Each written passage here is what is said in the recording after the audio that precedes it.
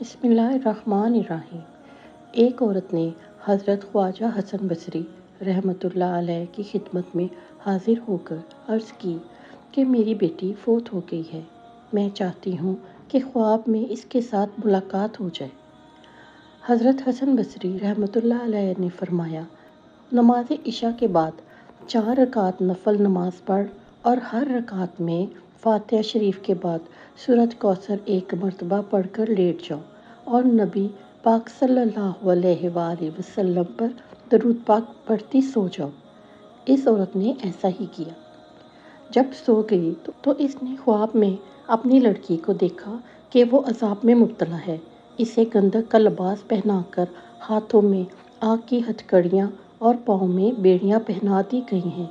وہ گھبرا کر بیدار ہوئی اور حضرت خواجہ حسن بصری رحمۃ اللہ علیہ کی خدمت میں حاضر ہو کر واقعہ بیان کیا۔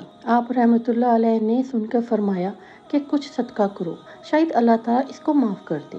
بعد ازاں حضرت خواجہ حسن بصری رحمۃ اللہ نے خود خواب میں دیکھا کہ ایک باغ میں جس میں ایک تخت بچھا ہے، اس پر ایک لڑکی بیٹھی ہے اور اس کے سر پر ایک نورانی تاج ہے۔ اس نے عرض کیا، حضرت آپ رحمۃ اللہ علیہ ہیں، آپ مجھے پہچانتے ہیں؟ حضرت خواجہ حسن بصری رحمۃ اللہ علیہ نے فرمایا، نہیں۔